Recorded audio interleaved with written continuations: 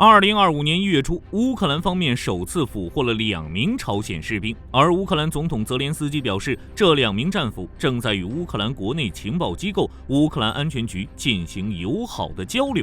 自从俄乌开战以来，交战双方在正面战场上用火炮、无人机和导弹进行了激烈的意见交换，而乌克兰和俄罗斯的情报部门则打着一场阴影中的战争。这场战争的持续时间和烈度是超乎我们想象的，但只有在一些新闻的角落，我们才能发现乌克兰国家安全局和俄罗斯联邦安全局之间的明争暗斗。这2个前克格勃组织之间的争斗，间接塑造了现代乌克兰和俄罗斯的形态，其精彩程度不亚于阿汤哥的动作电影。今天我们就一起来看看令俄罗斯将军闻风丧胆的乌克兰国家安全局背后的故事。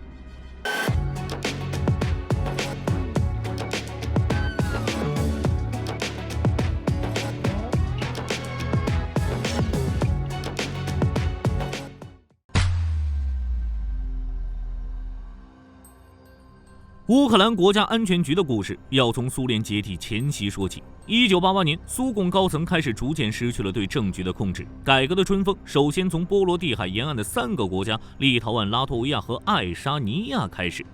1940年巴巴罗萨行动前，波罗的海3国被苏联军事占领，最终在2战末期成为了苏联的一部分。而在苏德霍不侵犯条约签署50年后，波罗的海3国组织起了一条长达600公里的人链，共同要求承认苏德霍不侵犯条约的秘密条款，恢复波罗的海国家的独立。从这个时候，牢不可破的联盟就开始被逐个击溃。1991年的819事件，苏联保守派势力遭到了毁灭性打击，而作为苏联保守派的尖刀，各个加盟国的克格勃更是成了过街老鼠。1个月后的1991年9月20日，乌克兰最高拉达废除了乌克兰克格勃，成立了乌克兰国家安全局。这个时候的乌克兰国安局其实只是克格勃改头换面的产物，这一点也是乌克兰与其他前苏联加盟共和国的不同之处。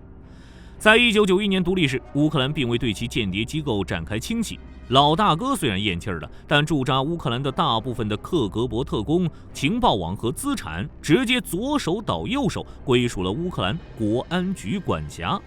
但大家可千万不要以为这是老大哥留给乌克兰的新手大礼包，正是这些克格勃10年老兵，给后来的乌克兰带来了无尽的麻烦。乌克兰前情报局局长伊霍尔·斯梅什科称，新成立的乌克兰安全局的许多特工来自臭名昭著的克格勃第5局，这是苏联克格勃专门用来管控意识形态的部门，又称意识形态保卫局或者政治警察。他们的职责就是监控和铲除国内的政治意见者，即使是在克格勃内部，也是最凶残的那一批。更吓人的是，由于乌克兰是苏联与北约对抗的前线，苏联在解体时有2个直属于莫斯科的军事情报旅，就这么脆生生地留在了乌克兰境内。这2个旅专门负责在乌克兰被西方占领时组织敌后破坏活动和游击战。2个旅的克格勃还是专门训练负责敌后破坏的那种，打算混在乌克兰这么一个总共2-3千万人口的国家里。大家可以想象一下，此时的乌克兰社会到底有多逆天。而在俄罗斯那边就没有这么麻烦了，俄罗斯联邦安全局 FSB 继承了克格勃的衣钵。在这一时期，乌克兰国家安全局和 FSB 这2个机构还是非常友好的关系，而且由于后来乌克兰历任总统的亲俄立场， SBU 在明里暗里都和 FSB 方面交往甚密，展开了许多秘密合作。不过，这对义乃同胞的亲兄弟，从2014年俄乌冲突开始之后，就有了血海深仇。乌克兰国安局展开了大换血，从此之后，他们之间的明争暗斗就没有停过。这一点，大家看到后面就会明白了。我们先来看看苏联解体后，乌克兰国家安全局 SBU 是怎么发展的。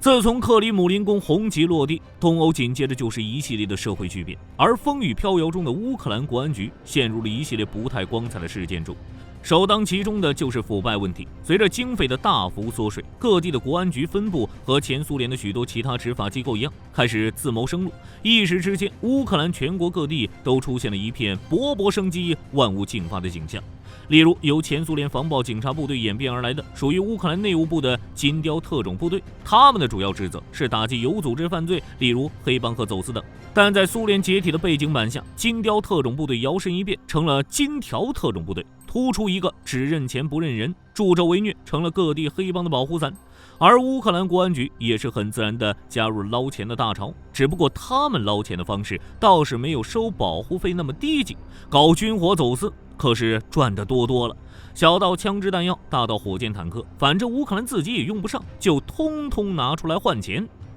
其中最有名的就是科尔丘加，这个雷达在当时可是非常先进，探测距离长达450公里，而且它是无源系统，不会被反辐射导弹盯上，因此在许多国家，尤其在中东国家是十分抢手的。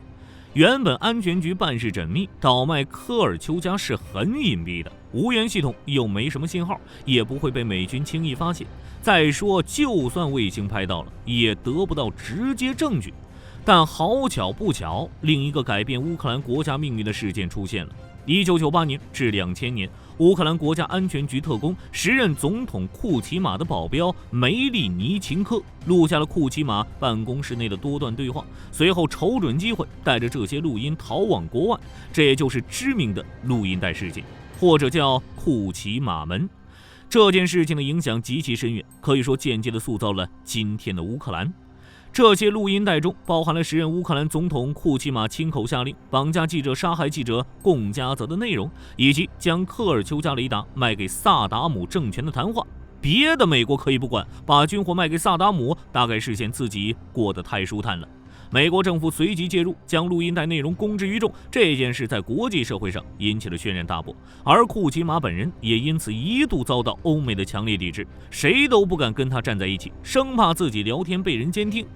例如，在2002年的北约峰会时，与会国的名单顺序以法语而非传统的英语公布，以防止乌克兰的库奇马站在美国总统小布什和英国首相布莱尔之间。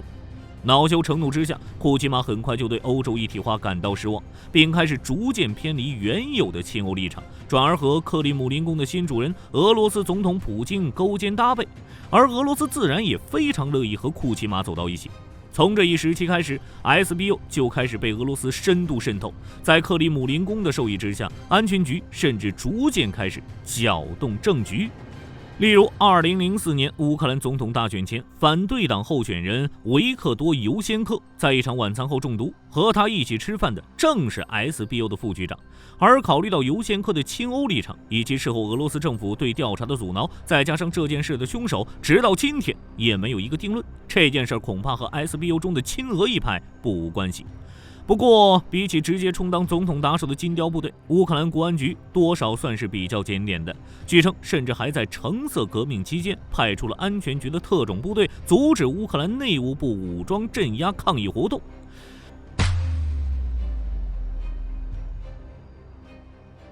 时间很快来到2010年，俄罗斯对乌克兰的影响达到了巅峰。按理说 ，SBU 应该及时扑灭国内东部分离主义的苗头，阻止俄罗斯对乌克兰的渗透。但当时的乌克兰国安局已经化身俄联邦国安局基辅分局。SBU 对于克里米亚的分裂活动唯唯诺诺，对抨击亲俄的亚努科维奇政府的言论重拳出击。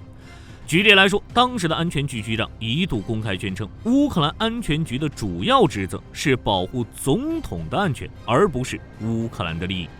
2010年7月26日，乌克兰安全局逮捕了一名网络博主，指控他威胁乌克兰总统，就是因为他在自己的博客上写道，希望老天爷打雷劈了亚努科维奇。在 FSB 的渗透下，这一时期的乌克兰安全局基本上算是腐败他妈给腐败开门，腐败到家了。SBU 第一副局长兼反腐和有组织犯罪部门负责人弗拉基米尔·罗基茨基，在出席活动时手上戴的是一块价值3万多美元的宝鸡腕表。考虑到此公从未涉及商业领域，这一块等同于他1年收入的腕表绝对不是正当途径得来的。亚努科维奇本人也是积极发挥模范带头作用，用自己勤劳的脚手创造财富，坚信能者多劳，多劳多得，将贪污腐败集团化、规模化、正当化。他作为一个薪水从未超过每月$2000的议员，他的私人住宅梅日西里亚庄园价值超过$7500万，其中包括了一个私人动物园、一个地下射击场、一个高尔夫球场、一个网球场和一个保龄球场。他本人的宅邸更是极尽奢华之能事，木质的建筑结构，纯铜的屋顶，一盏吊灯就要$10万，整栋住宅光是灯具就花费了$4000万。建造这栋房子的芬兰承包商甚至建议亚努科维奇为他申请世界吉尼斯纪录，而乌克兰安全局在这里充当的角色，自然是亚努科维奇敛财的工具，顺便充当打手，把那些政见不同者拉到梅日西里亚庄园管教，俨然一副乌克兰西兵库的架势。当然了，大总统自然是不可能承认这些事情的。亚努科维奇在2015年6月接受 BBC 新闻之夜采访时表示，这些事情纯属子虚乌有，而庄园宠物动物园里的鸵鸟只是碰巧在那里。亚努科维奇跑路之后，安全局放弃了这座住宅，这个官邸变成了博物馆，至今仍然是基辅打卡圣地。其他种种我们就不一一列举了。总之，乌克兰沦落成现在这个样子，当时这一届安全局是功不可没的。正所谓物极必反，2014年2月，亚努科维奇仓皇出逃，从风光无限的乌克兰大统领变成了人人喊打的过街老鼠。他跑到哈尔科夫，找到哈尔科夫州的州长，问他能不能给自己找几个工厂参观一下。但当地的乌克兰能源机械股份公司一听亚努科维奇要来，直接就把电话给挂了，甚至拒绝接听他的电话。乌克兰边防局也拒绝了他的出境。无可奈何的亚努科维奇只能联系普京，让普京看在游艇俱乐部的份上拉兄弟一把，派俄罗斯特工通过边境将他送到了俄罗斯。就在亚努科维奇和普京在莫斯科胜利会师的同时，一场疯狂的打砸抢烧也在乌克兰境内上演着，而且打砸抢烧的地点并不是哪个无法无天的闹市，而是乌克兰最高情报机构所在基辅的乌克兰安全局总部里。现在具体是亚努科维奇下的令，还是俄罗斯联邦安全局的远程遥控，已经很难考据了。但大批亲俄特工半夜涌入 SBU 总部，窃取了大量的国家机密，例如超过2万名官员和线人的资料，乌克兰安全局和 FSB 合作的记录，能带走的就通通带走，带不走的就地焚毁。第二天一大早，乌克兰最高级别的情报部门已经变成了一片废墟，许多特工也从此人间蒸发，跑入俄罗斯，失去了踪迹。时任安全局局长奥列克桑德尔·亚基缅科带着另外4名高级间谍，再加上10几名效忠于俄罗斯的属下，当场叛逃莫斯科。整个乌克兰的安全部门陷入了一片混乱，尤其是随后俄罗斯入侵克里米亚，数千名乌克兰特工临阵倒戈，开始向莫斯科汇报乌克兰情报。自那时起，乌克兰安全局就一直以锄奸为己任，试图铲除其队伍中的亲俄间谍。公开数据表明，截止到2015年，已有235名国安局特工被捕，其中甚至包括前反间谍部部长及其表弟。SBU 所有的地区局长都被换掉，其副局长也换了一半。虽然在逮捕这些人之后，时任安全局局长纳利瓦伊琴科发表声明，宣称所有叛徒都已从乌克兰安全局清除，但 SBU 自己人心里都明白，几十年的遗毒哪里是那么容易就肃清的。当时的乌克兰安全局新招了大批特工，他们大多20出头，在经验层面上必然没有科格勃老油子那么丰富，但他们办事更能让现在的乌克兰政府放心。好吧，其实也不太放心。为了测试新老特工的忠诚度，他们会接受反复的审讯和测谎测试。从这时开始，乌克兰安全局终于从混沌中醒来，开始展现出前克格勃机构的实力，干一些他该干的事情。2015年，乌克兰安全局成立了新的第5局，开始对乌克兰境内的分裂势力重拳出击，一些俄罗斯的狗腿子纷纷被新成立的 SBU 拿下。2019年7月8日，乌克兰安全局宣布，他们在一起突袭行动中逮捕了弗拉基米尔·鲍里索维奇·采马赫，此人曾担任斯尼日内防空部队指挥官，而基洛马航 MH17班机的山毛榉导弹就是从斯尼日内地区发射的。随着2022年俄罗斯全面入侵乌克兰 ，SBU 开始针对俄罗斯情报部门进行大规模的反间谍和情报活动，抓获了大批潜伏的间谍，并为前方的乌克兰军队提供了许多重要信息。例如，他们突破了俄罗斯军用加密线路，拦截俄军将领和士兵的通信，甚至可以通过这些信号来预估俄军的调动情况。当然，在这其中，美国国家安全局 NSA 和中央情报局为乌克兰国安局提供了大量的帮助。此外，北约还提供了更高端的无线电定位设备，不但能完成实时解码、干扰和监听，还能对信号的来源进行定位，进而指引火力覆盖。乌克兰军队在 SBU 的帮助下成立了专门的部队，对俄罗斯军事领导人进行斩首行动。截止到2024年，至少已经有9名俄罗斯将军倒在了乌克兰的土地上。而在这之中，乌克兰国安局提供的情报起到了非常重要的作用。说完了乌克兰国安局的历史，我们最后再来看看它的组成。乌克兰国安局的第一个重要任务就是其反情报工作，也就是所谓的反间谍活动。对应的部门就是乌克兰安全局反情报部，这也是世界各国国安局的最主要职能。乌克兰安全局的另一个工作就是防范调查经济犯罪，由经济安全部执行。例如，在2020年 ，SBU 经济安全部就破获了一起涉及国有资产的金融犯罪。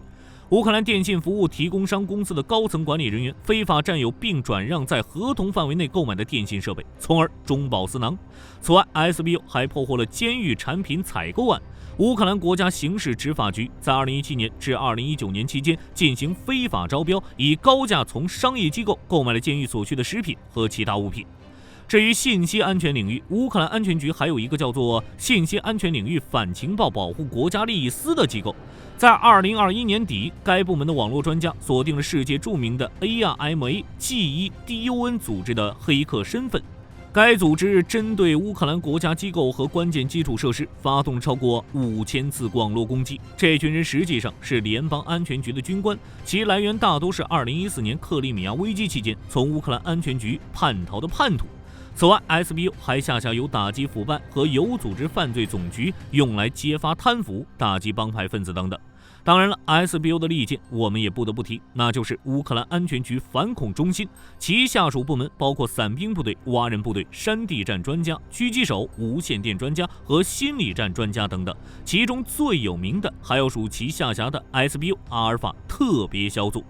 这支部队和前苏联阿尔法小组同源，是乌克兰境内最精锐的反恐特战力量。自1994年成立至2010年 ，SBU 阿尔法共执行了7000多次行动，而他们的成员无一伤亡。直到2014年顿巴斯战争爆发，遇到俄罗斯特种兵，才开始出现伤亡情况。